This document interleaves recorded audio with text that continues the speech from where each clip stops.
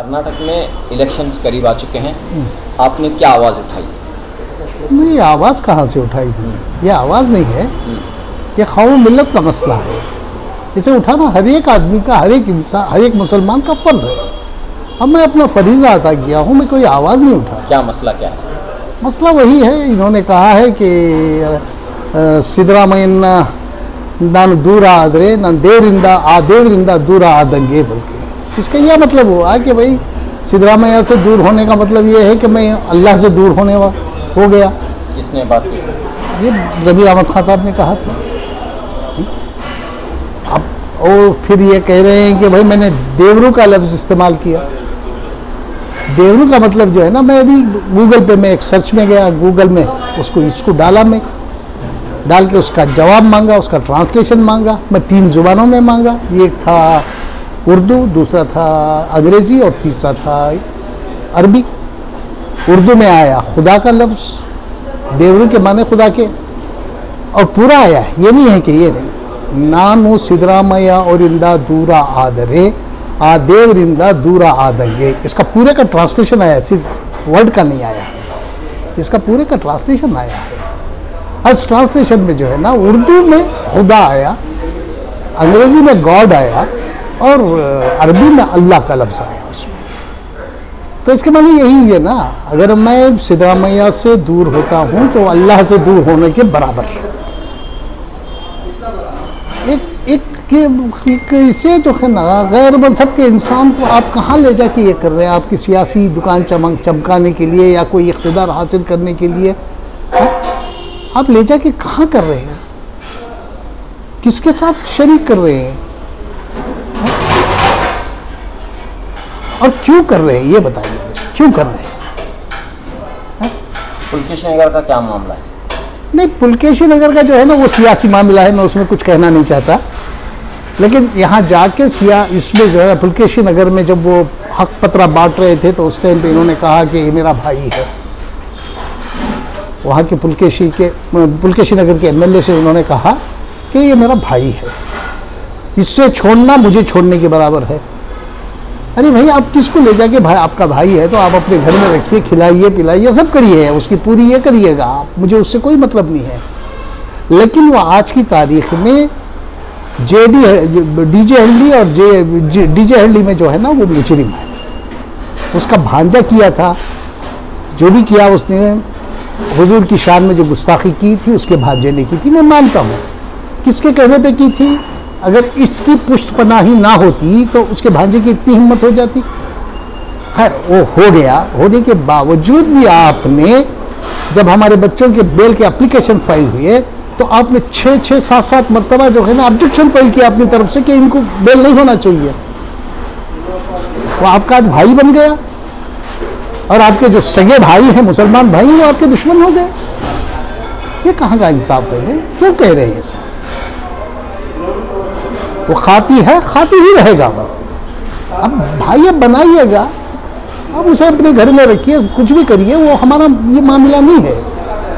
लेकिन जाके गुस्ताखे रसूल के ख़ानदान को आप ये कहें कि इसे वोट दो, इसे जिताओ वोट दो, ये आपका मामला है, मुझे उससे कुछ कहना नहीं है। लेकिन वहाँ जाके कहने पे मुसलमानों के दिल को बहुत बड़ी चोट पहुँची है। मैं अभी एक ये देख रहा था, कोई एक लड़का वहाँ से एक वीडियो बना के सोशल मीडिया पे उसने ये वायरल किया है। उसमें कहा कि अरे ज़मीर अहमद खान साहब, मुझे आपका नाम लेते हुए मैं अपनी शान के ख़िलाफ़ समझ रहा हूँ। कितना ये है मुसलमानों में जो है ना, एक मामूली सा लड़का ये कह रहा है कि आपका नाम लेता हूँ, ये मेरी शान के ख़िलाफ़ है। खैर साहब, हर सियासतदान के साथ चंद मामला पेश आते हैं, लेकिन आइन इंतखाबात के मौके पर इस तरह के इशूज़ आपकी जानिब से उठाना, क्यों आप एक लीडर को टारगेट कर रहे हैं? देखिए, मैं कोई इंतखाबात, अब शुरुआत किससे हुई थी? ज़मीर अहमद खान साहब ने शुरू किया था ना, मैंने तो शुरू नहीं किया इसको, उनका मैंने जवाब दिया है। शुरुआत तो मेरे, अगर मैं शुरू करता इस बात को तो आप मुझसे कह सकते थे। शुरुआत तो मैंने नहीं की। शुरुआत आपने नहीं की, जो उन्होंने किया था उसको के साथ कुछ मामला पेश आते हैं, लेकिन उन मामला को उठाकर किसी एक पर जो है अब रहे गिने चुने MLAs हैं, मुस्लिम MLAs हैं, अगर इस तरह के आप इल्ज़ाम आयत करते रहेंगे तो और भी तादाद घट कर रह जाएगी। तो इसे क्या हासिल करना चाह रहे हैं? देखिए, इसमें इल्ज़ाम कहाँ है? आपकी कही हुई बातें हैं, ये इल्ज़ाम नहीं है। इसमें कोई किसी की तरफ से, कोई मेरी तरफ से, अपनी तरफ से इल्ज़ाम नहीं लगा रहा हूँ किसी के ऊपर। आपकी कही बातों को मैं ये कह रहा हूँ कि ये गलत था, तो इल्ज़ाम कहाँ से आ गया इसमें? अब इलेक्शन का मौका है तो मैं उसे क्या कर सकता हूँ? आपने अभी किया है, अभी हमने उसका जवाब दिया है, तो यहाँ इलेक्शन कहाँ से आ गया? आपको सोचना चाहिए था इलेक्शन के टाइम पे ऐसे कहना है, नहीं कहना है। अरे आप छोटी सी एक इख्तिदार, सियासी इख्तिदार हासिल करने के लिए अगर इस तरह का ले जाके कौम और मिल्लत को भी बेच देंगे, अल्लाह को भी उसके किसी और के साथ शरीक कर देंगे, तो हम खामोश बैठ के तमाशा देखें? हमें ना सियासत से कुछ लेना है, ना कुछ सियासी बात कर रहा हूँ मैं। आपने जो गुस्ताखी की है उस पर मेरी बात हो रही है, उससे हट के मेरी कोई ये नहीं है। एक रुझान ये भी देखने में आ रहा है कि जहाँ पर भी मुस्लिम MLAs हैं या मुस्लिम लीडर्स हैं, वहाँ मुसलमान ही उन्हें निशाना बना रहे हैं, मुसलमान ही उनके टांग खींच रहे हैं। तो ऐसे हालात में जो है नुमाइंदगी का जो मसला है, वो कभी 20 हुआ करते थे, 18 हुआ करते थे, 15 हुआ करते थे, अब घट कर 7 रह गए। तो ऐसी जो मुखालिफत अगर होते रहेगी, ऐसे जो तनकीदें होते रहेंगी, तो जो बची कुछ तादाद है वो भी घट जाएगी और इसके ज़िम्मेदार जो है खुद मुसलमान होंगे। देखिए, खींचातानी पॉलिटिकल लोगों में हो रही है। खींचातानी की जो बात आप कर रहे हैं वो पॉलिटिकल लोगों में, पॉलिटिकल जो मुसलमान पॉलिटिक्स में है वो खींचातानी कर रहा है। उससे मेरा कोई मतलब ही नहीं है। यहाँ मैं सियासत तो नहीं कर रहा हूँ मैं, मेरा मतलब सिर्फ मजहब के साथ जो ये हुआ उसके ऊपर मैं बात कर रहा हूँ। खींचातानी तो सियासत में होती है, चाहे मुसलमान हो चाहे गैर मुसलमान हो, कोई भी हो, जो है ना सियासत में खींचातानी, एक दूसरे को खींचना पीटना, वो तो मामूली बात है सियासत। अब जाके आप एक साहब जाके इसमें फला साहब को, एक मुसलमान खड़ा है वहाँ से उम्मीदवार बनने जा रहा है जनता दल, किसी भी पार्टी से हो मुझे, तो वहाँ जाके आप इसको वोट मत दीजिए, मुसलमान को वोट दीजिए मत दीजिए, ये आप ही का कहना था, आप ही का कहना था। CM इब्राहिम साहब का बेटा वहाँ कहीं से इलेक्शन लड़ रहा है, तो वहाँ जाके आप कह रहे हैं कि भाई इसको वोट मत दो। अगर एक हमारा नुमाइंदा जीत के आता है तो ये हमारे लिए अच्छा है ना, आप ही कर रहे हैं वो काम, हम तो नहीं कर रहे। हमारा इससे कोई भी ताल्लुक़ नहीं है, सियासी मैं बिल्कुल बात ही नहीं कर रहा हूँ। मैं सिर्फ मजहब की बात कर रहा हूँ, जहाँ मुसलमानों के दिल को चोट पहुँची है उसकी बात कर रहा हूँ। आखिर सैयद अशरफ साहब का मकसद क्या है? मेरा कोई मकसद नहीं है, मेरा ये इस चीज़ को अवाम तक पहुँचाना था, उल्मा तक पहुँचाना था, मैंने पहुँचा दिया। अब उन पर मुनहसर होता है ना, वो क्या करे, क्या फैसला दे। आप भी एक पुराने सियासतदान रहे हैं, आपने भी सियासत को करीबी से देखा है जी। तो आपको इसका एहसास होगा कि इस मौके पर इस तरह की बातें करना कहीं ना कहीं नुकसानदेह साबित हो सकता है मुस्लिम रिप्रेजेंटेशन के ताल्लुक से। नहीं, मुझे तो नहीं लगता, ऐसा तो कुछ नहीं लगता मुझे ऐसा तो कुछ नहीं लगता। एक दो लोगों ने कहा है तो सारे मुसलमानों ने तो नहीं कहा। नहीं, सारे मुसलमानों के ऊपर जब ये हुआ है ना, बोझ डाल दिया ना, ये कह के सबको ठेस पहुंचाया ना। भाई आप अपनी सियासत करिए, सियासत करने को कोई रोका नहीं आप, लेकिन मजहब को सियासत से दूर रखिएगा। खैर, अब बातें तो निकल गई, अब क्या चाहते हैं? मैं कुछ नहीं चाहता, मैं इसमें अब ये मामला जो है ना उल्मा का है, उल्मा को क्या करना चाहिए उन्हें सोचना चाहिए, उल्मा को फैसला करना चाहिए ना। अब उल्मा खामोश है, अगर हमारे उल्मा खामोश है तो देखेंगे, और कुछ दिन देखते हैं, अगर नहीं है तो हिंदुस्तान में और उल्मा है, उनसे रुजू करेंगे। क्यों एक शख्स को आप निशाना बना रहे हैं? भाई एक शख्स नहीं, दो आदमी, दो लोग हैं, ज़मीर अहमद खान साहब एक, रहीम खान साहब एक। रहीम खान साहब ने कहा कि सिद्रा मैया जी के चेहरे में जो है ना अल्लाह का चेहरा नजर आता है, तौबा नऊज़ बिल्लाह। तो आप कहें हम खामोश बैठे हैं सुन के भी, क्यों खामोश हो जाए भाई? हमारा ये फर्ज नहीं बनता कल हमें भी जवाब देना है जाके? अगर हम कर सकते हैं तो हमें करना चाहिए ना।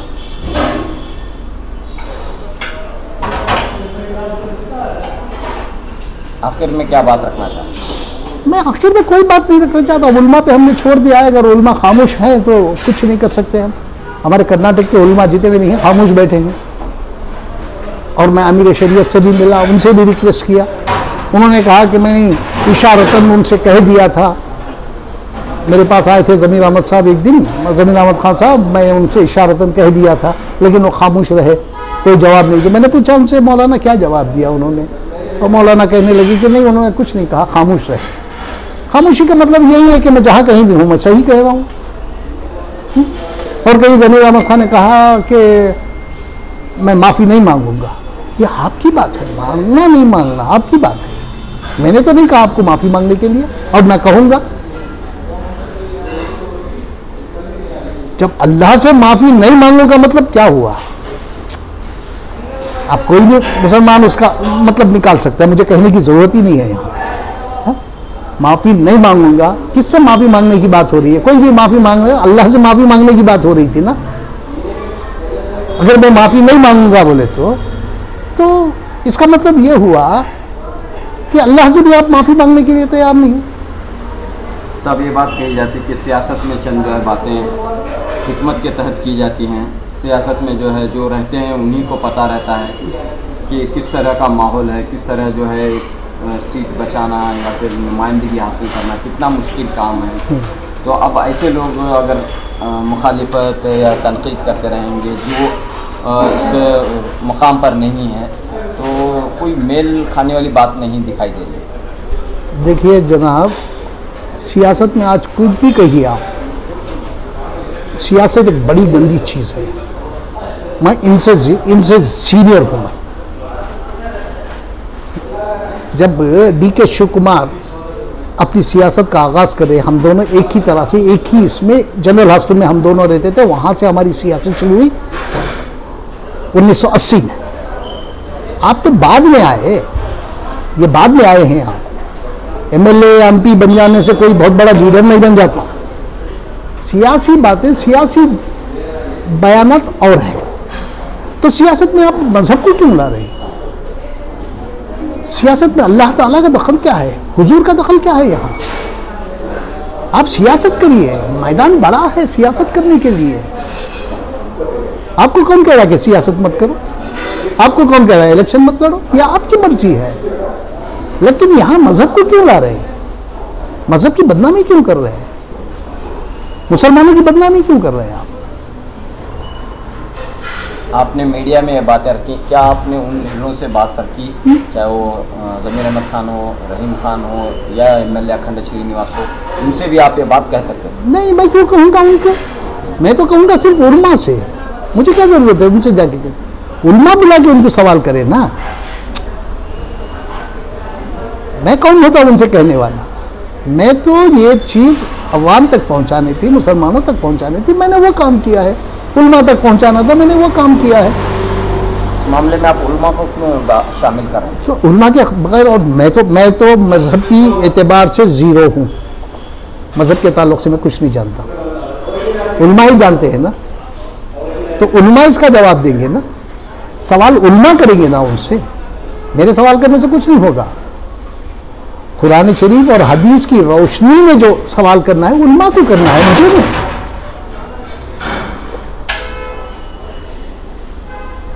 कोई भी सियासतदान हो या अवामी नुमाइंदा हो, वो 100% जो है चाहे वो किसी भी मजहब से ताल्लुक़ रखता क्यों ना हो, वो 100% 100% परफेक्ट नहीं हो सकता। 100% जो है जैसा आप सोच रहे हैं वैसा होना चाहिए, वो नहीं हो सकता। ये प्रैक्टिकल बात नहीं है। तो कैसे आप इस बात को लेकर डटे हुए हैं? देखिए, मैं किसी बात को लेकर डटा नहीं हूँ।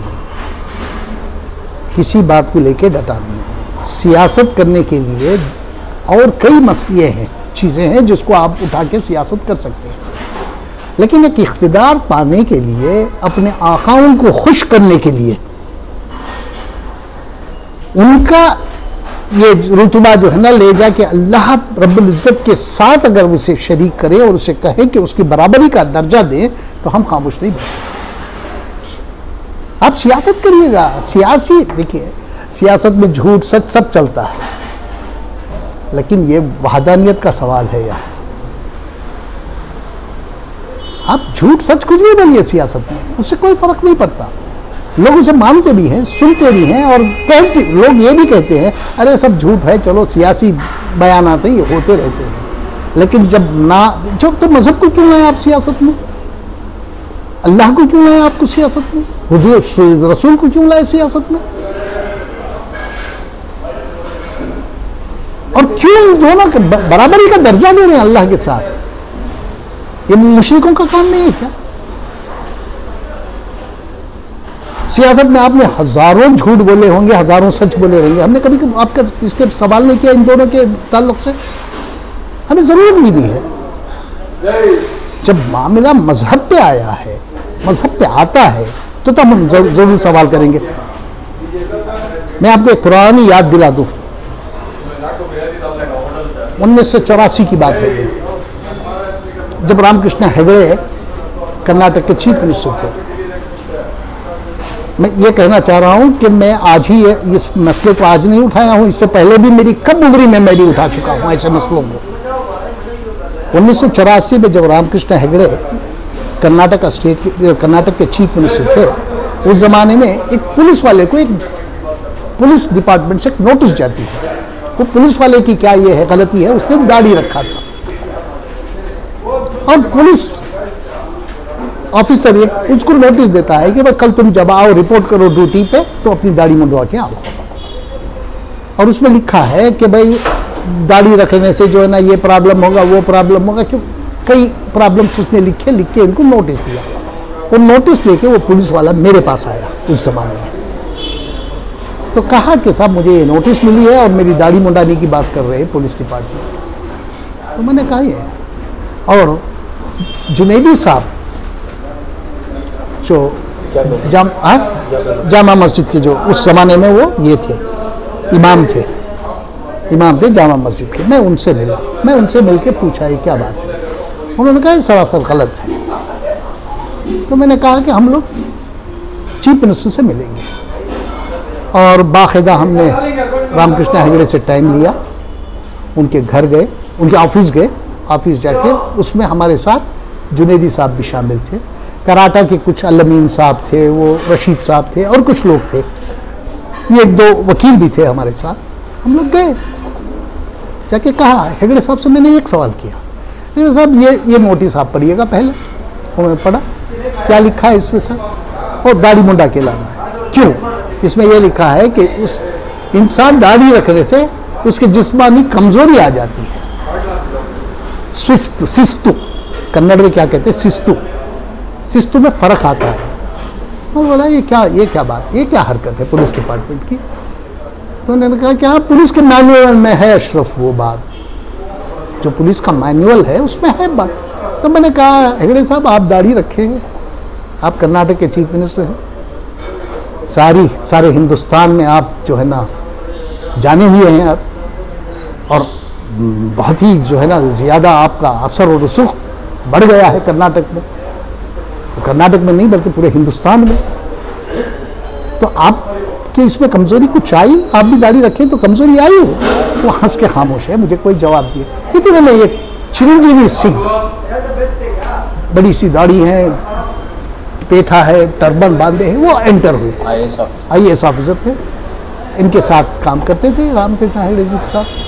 मैंने कहा देखिए चिरंजीवी सिंह जी आए और इन्होंने भी दाढ़ी रखा है, टर्बन मांगा है, ये तो हमारे तो कांस्टेबल छोटी सी दाढ़ी रखा है, ये तो बड़ी सी दाढ़ी रखे है, और आपके साथ काम कर रहे हैं, आपके सेक्रेटरी ही है।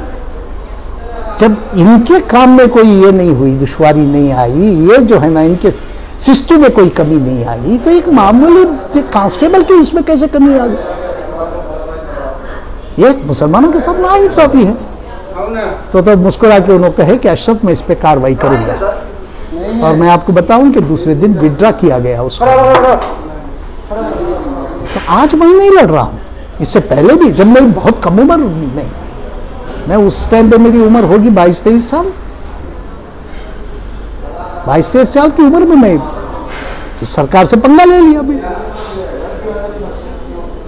यहाँ पर ये बात देखने को मिलती है कि जो भी दीगर ज़ातों के दीगर तबकों के लीडर्स हैं उनके ख़िलाफ़ कई सारे इल्ज़ाम हैं। इसके बावजूद भी उस ज़ात के लोग, उस तबके के लोग उन्हें अपना लीडर मानते हैं। लेकिन जब मुसलमानों में इस तरह की कोई बात आती है तो मुसलमान क्यों नहीं अपने लीडर को लीडर मानने के लिए तैयार होते हैं, या फिर अपने ही लीडर को क्यों नीचा गिराते हैं? देखिए साहब, गैर मज़हब के लोग अपने देवी देवताओं के साथ ये नहीं करते, इस तरह की गुस्ताखियाँ नहीं करते, और यहाँ तक कि उनके गुरुओं के साथ भी उन्होंने गुस्ताखियाँ नहीं करते।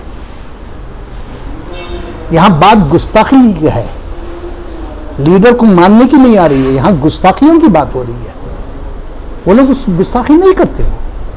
आपको पता होगा, आप भी जानते हैं कि जब वो जाते हैं अपने गुरु के पास जाते हैं तो उसके पैरों पे सजदा करते हैं।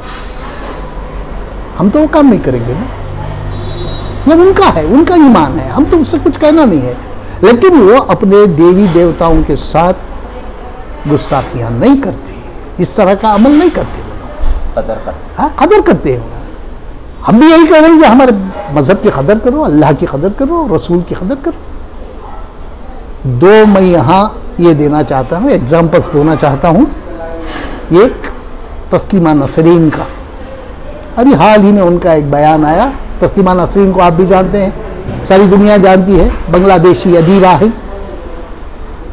मुल्क बदर हुई, हिंदुस्तान में आके पनाह ली उसने।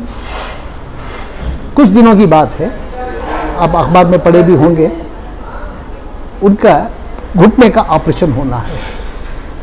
घुटने में दर्द था उनको। कभी वो जो है ना इस्लाम के ताल्लुक से कभी वो अच्छी बात नहीं की, कभी भी इस्लाम की खिलाफ वर्जी करे, वो अल्लाह की खिलाफ वर्जी करे, वो रसूल की खिलाफ वर्जी करे। अपने हर किताब में यही लिखा हुआ है, इस्लाम के खिलाफ ही लिखा है। अब जब उनको घुटने का ऑपरेशन करना है तो जर्मन से एक डॉक्टर आता है। मैं कह रहा हूँ, ये कहने की कोशिश कर रहा हूँ कि हमें इब्रत हासिल करना है इन चीज़ों से। एक जर्मन से डॉक्टर आता है और इनके मायना करने के बाद कहता है कि इनको ऑपरेशन की ज़रूरत है। तो ऑपरेशन की तैयारी सब हो जाती है, ऑपरेशन थिएटर में भी ले जाते हैं, ऑपरेशन की कार्रवाई भी शुरू होती है। दर्द घुटने में होता है, रीढ़ की हड्डी का ऑपरेशन हो जाता है। रीढ़ की हड्डी का ऑपरेशन हो जाता है, घुटना छूट गया। किसका हुक्म था ये? अभी मैं आपको यहां बता भी सकता हूं, ये हुक्म किसका था? अल्लाह का हुक्म था। जहां अल्लाह ने उससे ये लेना था, ले लिया। और डॉक्टर जब कह रहा है कि मुझे घुटने का ऑपरेशन करना था, यहां कैसे कर दिया मैंने? जब तस्लीमा नसरीन को होश आया और उसे बताया गया कि ऐसी गलती हो गई है डॉक्टर से, तो पता है उसकी जुबान से क्या लफ्ज़ निकले? ये सज़ा मुझे मेरे अल्लाह ने दी है। जो औरत ज़िंदगी भर इस्लाम की खिलाफ वर्जी करती रही, अल्लाह और रसूल की बेअदबी करती रही, वह औरत कह रही है कि मुझे सज़ा मुझे अल्लाह की तरफ से मिली है। एक और साहब वसीम रजवी, उर्फ क्या है उनका नाम, त्यागी जी बन गए, जितेंद्र त्यागी। आज उनकी हालत, अभी रो रहे हैं। अभी 2-4 दिन पहले उनका एक ये देखा, मैं क्या ये देखा, कहीं रिकॉर्ड करके उन्होंने भेजा है। इतना तड़प तड़प के रो रहे हैं, कह रहे हैं कि आज मैं अकेला हूँ। जहाँ बैठे हैं वो बैठे हैं, ऐसे हिल नहीं सकते, वो अपनी गर्दन हिला नहीं सकते, वो हाँ 1 इंच अपना पैर उठा के रख नहीं सकते। ये वही आदमी है जो 26 कुरान शरीफ के आयतों को बदलने की बात कर रहा था। सब ये बातें तो हैं, इससे हिम्मत हासिल करो भाई, अपनी जगह पर ये बातें हैं। और जो जिन लीडरों का आपने जिक्र किया है, उन लीडरों ने जब भी कोई कम्युनिटी का इश्यूज आया, मसला आया, उस सिलसिले में आवाज़ उठाई है, उसे हल करने के लिए कोशिश की है, और अपनी फ़िक्र और इसका भी जो है इन्होंने इजहार किया है। तो इस नुक्ते नज़र से भी आपको सोचना चाहिए। अगर कोई अच्छा काम कर रहा है, कौम के लिए काम कर रहा है, तो हम उसके साथ खड़े हैं, हम खड़े हैं, हम उसके सामने नहीं, उसके पीछे चलेंगे, हम की तारीफ करेंगे, हम उसकी तारीफ भी करेंगे। लेकिन जब अल्लाह और रसूल पे बात आती है तो हम खामोश नहीं रहेंगे। भाई आप जानबूझ के क्यों ऐसी गलती करेंगे? भाई क्यों करेंगे आप जानबूझ कर गलती? छोटे से इख्तिदार के लिए? भाई इज्जत और जिल्लत का मालिक ऊपर बैठा है, मांगो उससे, वो देगा। एक इंसान से मांग रहे हो आप, एक इंसान को मांगने के लिए आप अल्लाह को ले जाके उसके साथ शुमार कर रहे हो, शरीक कर रहे हो, और खामोश रहो। खामोश क्यों रहे भाई? आपकी भी जिम्मेदारी बनती है इसमें, मेरी अकेले की नहीं है, सारे मुसलमानों की जिम्मेदारी बनती है इसमें। ये मसला सिर्फ कर्नाटक के मुसलमानों के साथ का नहीं है मसला, ये सिर्फ हिंदुस्तान के मुसलमानों का मसला नहीं है। ये जो है ना गुस्ताखी जो है ना, सारे आलम के मुसलमानों के दिलों को ठेस पहुंचाने वाली गुस्ताखी है। इसे मैं कैसे खामोश हो जाऊं? मैं कोई सियासत कर रहा हूं इसमें? मैं सियासत कुछ नहीं कर रहा हूं, और सियासत करना भी नहीं है मुझे। लेकिन इन बातों से जाहिर सी बात है कि उनके जो मुखालिफिन हैं या उनके जो खिलाफ इंतखाबात में हिस्सा लेते हैं उनको फायदा करने की मेरा वो मंशा नहीं है। वो क्या होता है, वो इलेक्शन, उनके जो मद्दे मुकाबिल रहते हैं उनको फायदा होगा। हम क्या करेंगे आपकी इन बातों से? नहीं, आपकी गलती से अगर किसी और को फायदा हो रहा है तो मैं क्या कर सकता हूं उसमें? ये मेरी तो गलती नहीं है। आपकी गलती से अगर दूसरों को फायदा हो रहा है तो आपको सोचना चाहिए था, कहने से पहले आपको सोचना चाहिए था। ये आपने की ये गलती, दूसरों को क्यों ब्लेम करेंगे आप?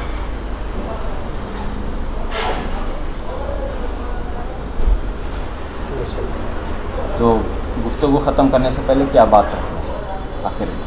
नहीं, मैं कुछ कहना नहीं चाहता हूँ। मैंने ये सारी चीज़ें अवाम तक पहुँचाई हैं, और जो है उलमाओं तक मैंने पहुँचाने की कोशिश की है। उनसे पर्सनली मिला भी, मैं उनको भी, उनसे मैं गुजारिश भी किया कि भाई इस ताल्लुक़ से, इस बयान के ताल्लुक़ से आप सही मुसलमानों की रहनुमाई करिएगा। और हमारे उलमा खामोश हैं। एक दो दिन और देखूंगा, अगर नहीं है तो दूसरे हिंदुस्तान में बहुत बड़े बड़े उलमा अभी भी हैं, फिर उनसे मुझे रुजू होना पड़ेगा। और उनका क्या ये है, उलमा किराम क्या फरमाते हैं, इस पे जो है ना ये करना पड़ेगा, मुझे उस पर अमल करना पड़ेगा। वो जो मुझे ये करेंगे, हुक्म देंगे, मैं उस पर अमल करूँगा।